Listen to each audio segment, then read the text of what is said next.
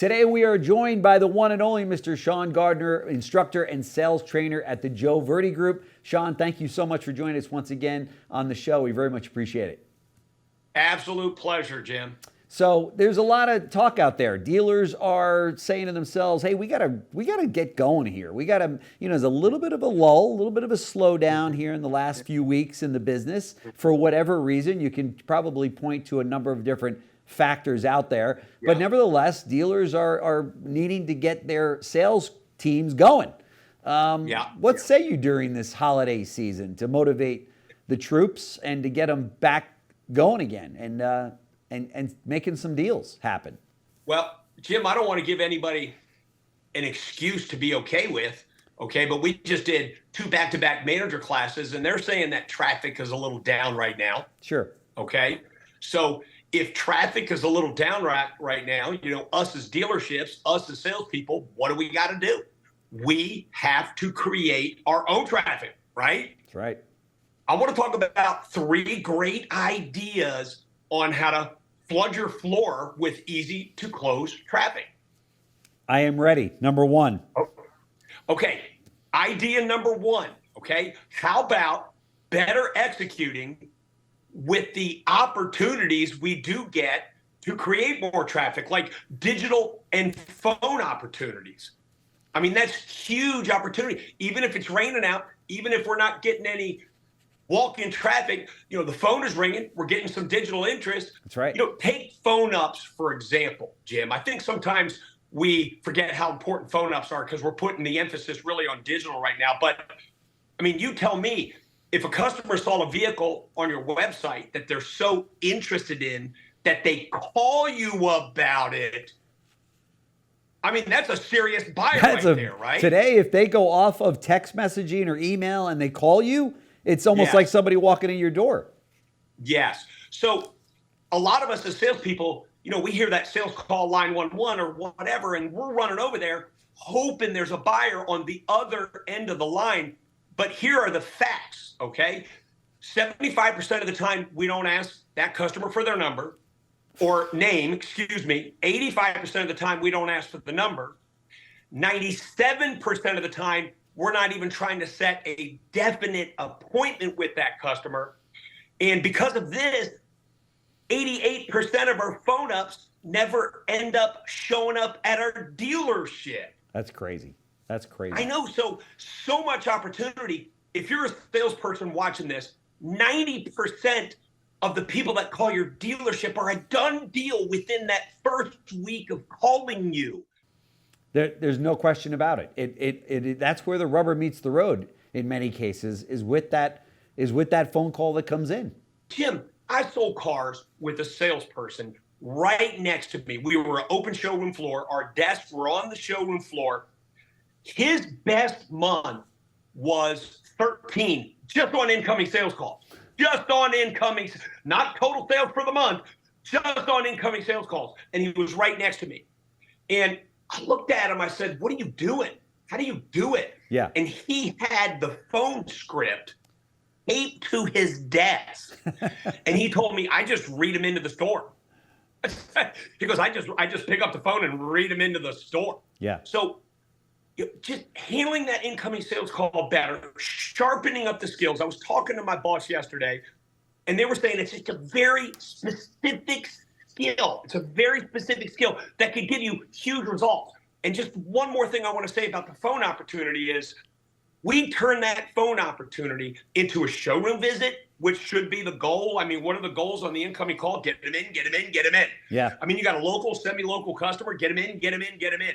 But this video is about creating traffic. You get that hot incoming call into the showroom. Yeah. It's a 50% closing ratio. Yeah, for sure. 50%. So traffic idea number 1, sharpen the skills on those incoming sales calls. Yeah, for sure. All right, number 2. For sure. Number 2. Number 2.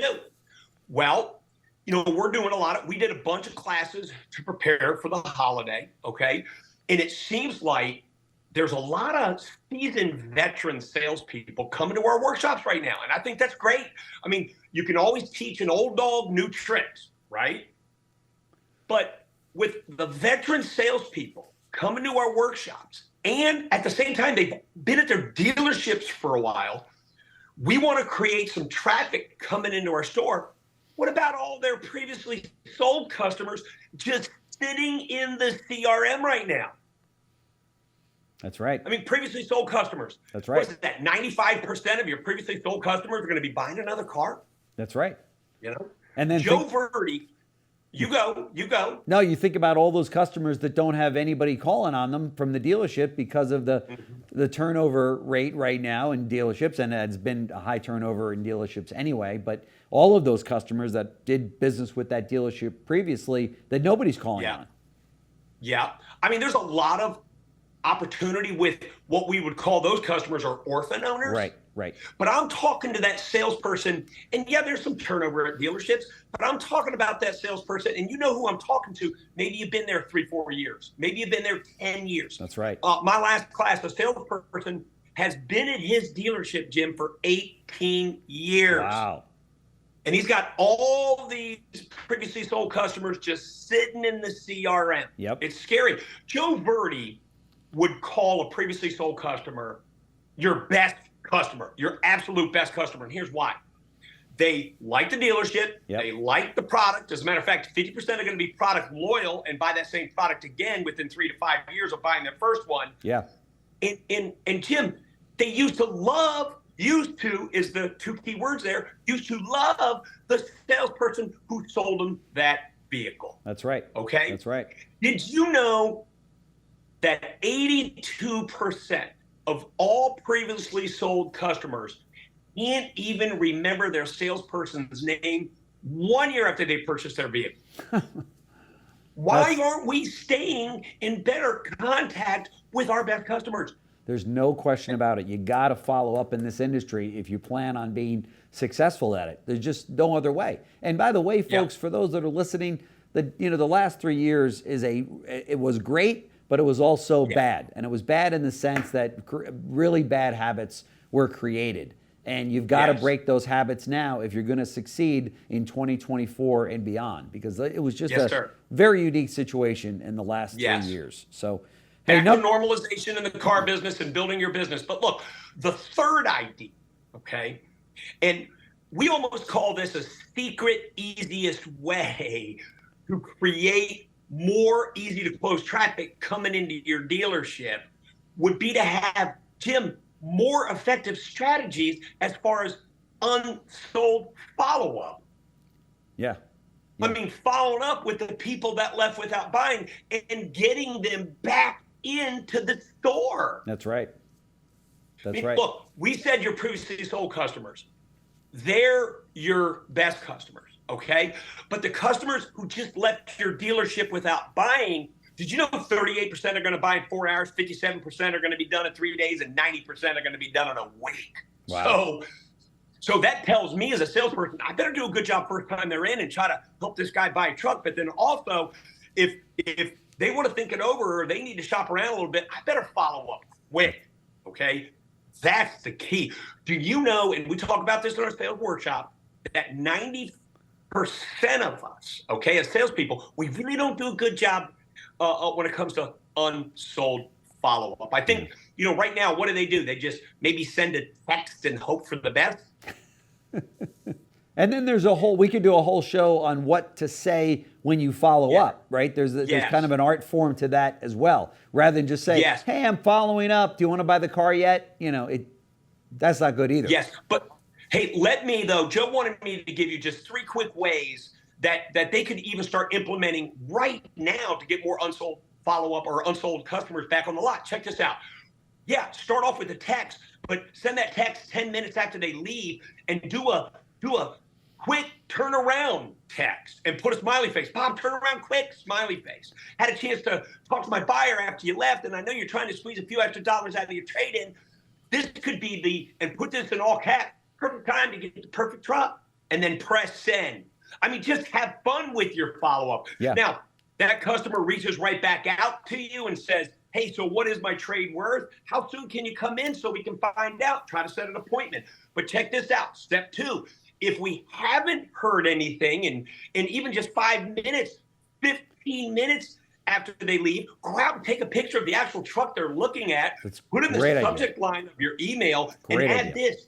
Wouldn't this truck look great in your driveway? And then put a smiley face again. That's okay? right.